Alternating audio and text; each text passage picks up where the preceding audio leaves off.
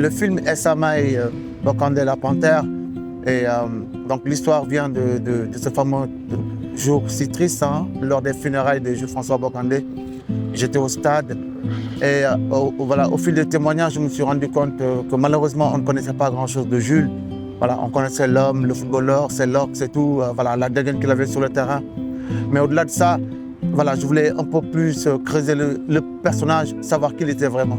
Malheureusement, c'est un film qui aurait dû faire voilà, de son vivant.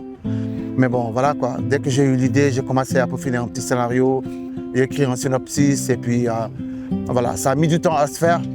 Mais voilà, ça a été une sacrée et surtout belle aventure pleine d'émotions. Quand je rentre dans un terrain de football, la première chose, je pense pas à marquer des buts, quoi. Je pense d'abord à gagner, quoi. Je pense à gagner, je pense pour l'équipe et après je pense à moi, quoi, pour essayer de marquer des buts.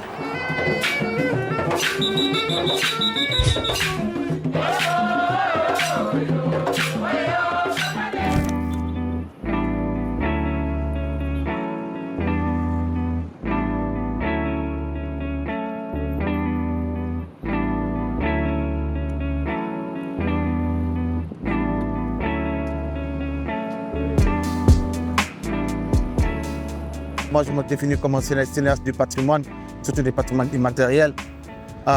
Les obstacles ont surtout été d'abord de trouver les financements, les archives. Ça a été un long chemin de croix. Mais bon, comme j'ai l'habitude de le dire, en Afrique, chaque film est un miracle. Donc voilà, les moments forts, c'est ces enfants. Lors de ce témoignage, hein, quand je les interviewe, sa fille Mylène et son fils Eric, ils se sont rendus compte de l'importance de Jules François Bokande, de sa stature, de sa dimension. C'est lors de ses funérailles, de ses obsèques, quand ils ont vu tout ce monde qui a voulu accompagner Jules à sa dernière demeure.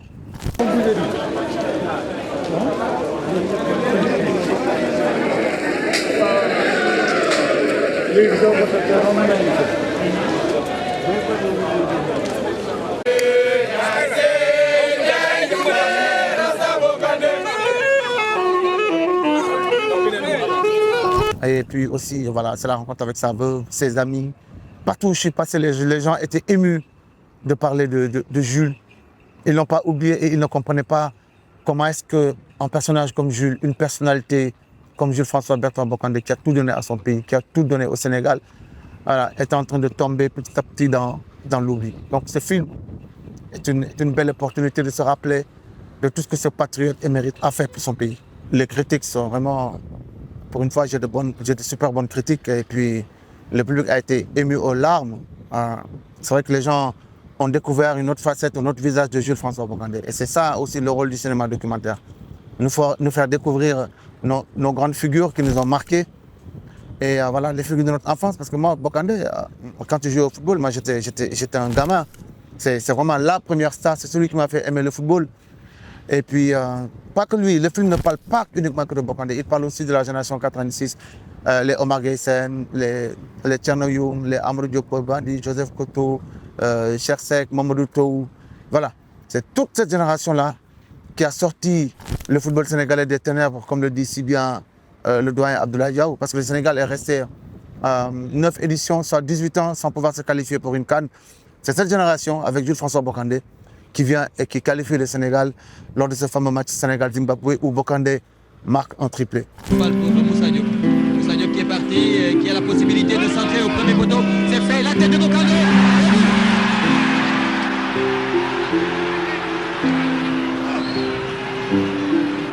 Jules François Bokande qui marque le 3e but. Donc voilà, c'était toute cette génération à qui je voulais aussi rendre hommage. Alors moi, je suis né dans un quartier Ouagouniaï, qui est en face des HLM, pour ceux qui connaissent un tout petit peu cette zone. Donc j'ai grandi à une époque où il y avait encore des cinémas à Dakar. Le cinéma Liberté, Al-Akbar, le cinéma Luxe, le cinéma Plaza, le cinéma Paris. Moi, en face de chez moi, il y avait un cinéma qui s'appelle le cinéma Magique. Donc voilà, magique, le mot magique, quoi. Et j'ai grandi là-bas, je voyais les films tous les jours. Durant les vacances scolaires, on allait là-bas. On pouvait regarder 2 voire 3 films dans la journée. Donc voilà, il y a eu ce truc. La première fois que je suis allé dans une salle de cinéma, je pense que je devais avoir 5 ans.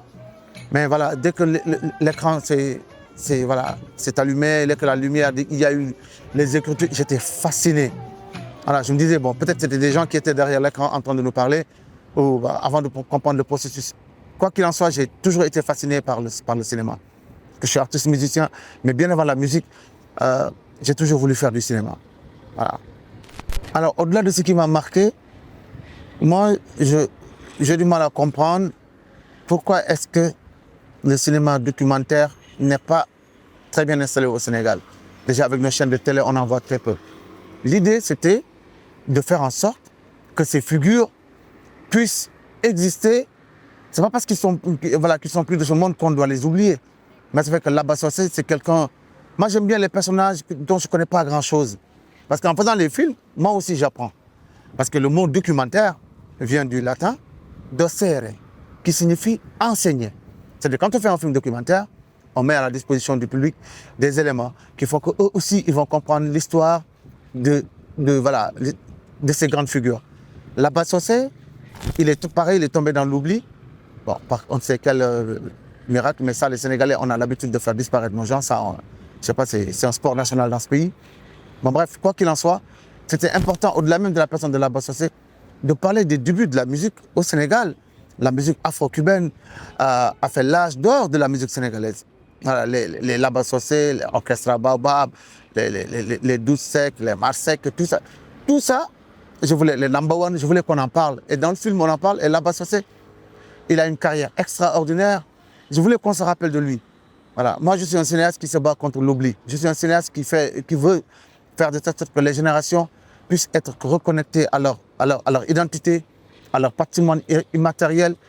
Et voilà, tout ce vide-là qu'il y a, je pense que le cinéma documentaire pourrait éventuellement le combler. Ouais, Amath Dansokho, pareil, c'est un homme politique pour qui j'avais énormément d'affection. Voilà, du temps de son vivant, je voulais l'interviewer, mais bon, sa santé malheureusement ne le permettait pas.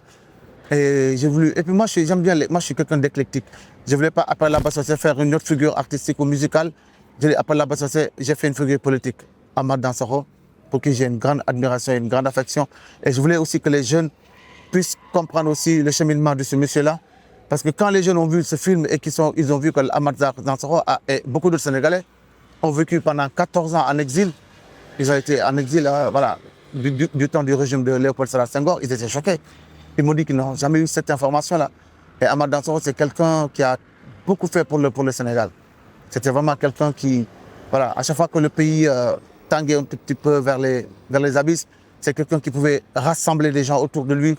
Et voilà, pour pas que les choses ne dégénèrent. Pour faire un film documentaire, il faut des financements. Et comme dans tout secteur, dans tous les secteurs, le nerf de la guerre, c'est l'argent. Trouver des financements. Voilà. Là, j'ai eu la chance d'être accompagné sur Bakandé par le FOPICA, que je remercie au passage. Et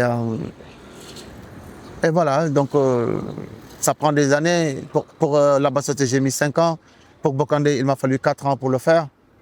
Voilà, donc ouais, rien n'est facile, rien n'est acquis. C'est difficile, mais bon, on est des passionnés, on aime beaucoup la culture, on aime le cinéma. Et puis, si on peut, ne serait-ce que d'une certaine façon, faire en sorte de reconnecter les générations à travers le cinéma documentaire, en mettant en lumière nos grandes figures historiques, politiques, sportives. Donc voilà, c'est un sacerdoce et puis on va y aller à fond. Il faut être au service de l'art, mais l'art est à notre service, mais nous devons aussi être au service de l'art. Donc voilà, par le biais du cinéma documentaire, moi j'ai envie d'explorer voilà, tous ces chantiers, toutes ces figures. Là, mon prochain film, ce sera sur l'écrivain sénégalais Boubacar Boris Diop, voilà, qui a écrit Morambi, et voilà, qui a écrit et plein d'autres romans. J'ai envie aussi de creuser un peu plus sur le personnage. C'est quelqu'un pour qui j'ai la plus grande admiration et une profonde fascination. J'ai envie que les Sénégalais puissent avoir accès à ce personnage-là. D'où l'importance de faire des films documentaires. Pour la musique, ouais, j'aime beaucoup le reggae. J'ai grandi avec la musique de Bob Marley, Alpha Blondy.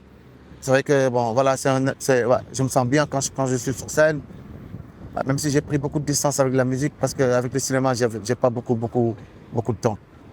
Voilà, je suis inspiré par le Sénégal, par mon enfance, par nos écrivains, par nos artistes, voilà, par ce que je vois dans le monde, par ce que je lis, par ce que je découvre, voilà, par toute cette curiosité qui nous entoure.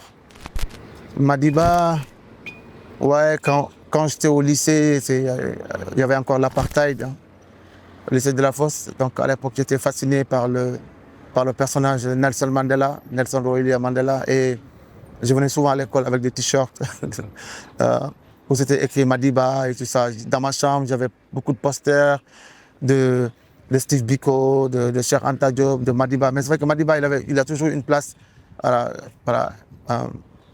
part dans mon cœur. Et mes amis se sont rendus compte que quand même Nelson Mandela représentait beaucoup pour moi. Et c'est là où ils ont commencé à m'appeler Madiba. Et puis voilà, voilà. Et puis ça m'est resté, quoi. Moi, j'ai créé une boîte de production qui s'appelle Linkering Production, justement parce que j'ai vu que c'était très compliqué de trouver un producteur, de se faire produire. Donc j'ai créé ma propre boîte de production qui s'appelle Linkering Production. Et puis voilà, on finance nous-mêmes une partie des projets et puis on va chercher de l'argent ailleurs pour essayer de combler le gap. Mais c'est difficile, c'est très très difficile. Là, j'ai un projet qui s'appelle les 12 grandes figures de notre époque. J'ai envie de faire 12 figures sénégalaises, des personnalités du monde du sport, du monde de la littérature, du monde politique, du monde artistique. Donc je pense citer notre père Joseph Ndiaye de l'île de Gorée, qui était le gardien de la mémoire de l'île de Gorée. Il y a Aminata Sow Fall, il y a Mbaye Gueye, le tigre de Fass, et puis il y a Amadou Mokhtar Mbow. Il y a plein d'autres gens, en fait, des figures. Là, du coup, voilà, j'ai un peu de mal à me souvenir de tout le monde. Il y a Safi Faye, qui est la première sénégalaise africaine réalisatrice. Et puis, voilà, mais voilà, s'il y a des bonnes volontés, des gens qui pensent que c'est important, voilà, de mettre des billes là-dessus, que ces histoires soient racontées, voilà, ils peuvent me contacter via Linkering Production et puis ce sera un bonheur de travailler ensemble. Malheureusement, aucun de mes documentaires n'a été diffusé au Sénégal. Ils sont diffusés à travers le réseau Canal Plus International dans plus de 53 pays à travers le monde. Ils font des festivals un peu partout. Par exemple, le film avec la Bossocé, j'ai été jusqu'en Colombie, à Bogota et à Cuba pour le présenter. Donc à New York aussi, à Paris. Ben, c'est vrai qu'au Sénégal, c'est un peu compliqué.